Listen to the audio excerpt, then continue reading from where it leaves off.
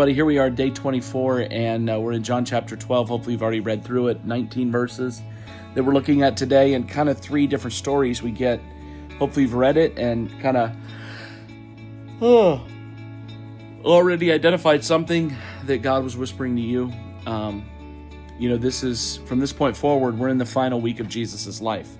So, half of the book of John is just the last week of Jesus's life, with a few stories told before that, some that we don't get in the other 3 Gospels. And remember, John's emphasis throughout this book of the Bible, throughout his Gospel, is not just to tell us what's happening, but why it's happening and what God is accomplishing and what Jesus is preparing all along the way.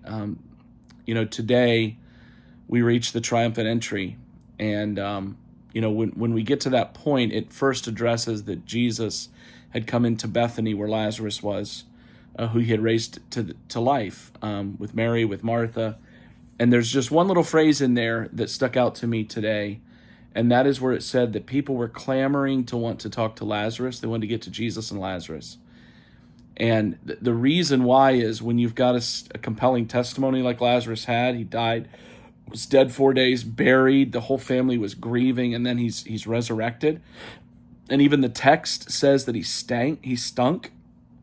He smelled like death, was just evidence his body was beginning to decay, and God reanimated his body in Christ by Jesus' words. Lazarus, come forth. You can't dismiss a compelling testimony of how my life was changed. People want to hear that. And that's not just true 2,000 years ago, that's still true today, about how your life has been changed by walking with Jesus. So I just want to encourage you that whatever your story is, whatever Christ has done to redeem you, to save you, what he's rescued you from, what he's changed in your life, what he's helped you with, each and every one of those things, that story is powerful and compelling.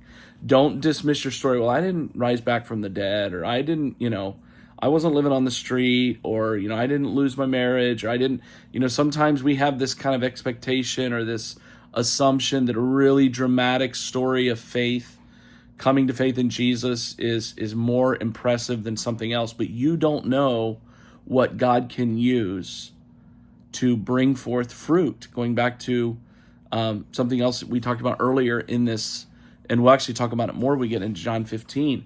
We can't predict what door God's going to open, and the person we're going to talk to, and how our story is going to encourage them, speak to them, and how God could use it. So whatever your story is, if you've been walking with Jesus, you grew up in the church, you've been walking with Jesus since before you could talk, and that's all you've ever known, share that story. That's compelling faithfulness in a journey. If your story has some curveballs in it, some valleys, share that story when God opens the door. They're both valid, they're both important, and God will bring people across your path to listen and be impacted and shaped through your story. Aside from that, I hope that today, Friday, as we're entering into the weekend, and we're thinking about, Easter's just 3 weeks away. It's coming on April 20th.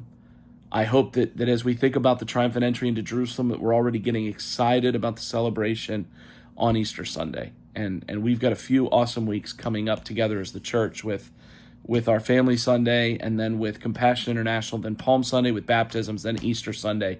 This is an incredible 4-week run. You don't want to miss a single one. And we've got some other exciting things coming up too we're going to share with you. So have an awesome weekend. We'll chat one more time tomorrow, and then look forward to seeing you on Sunday.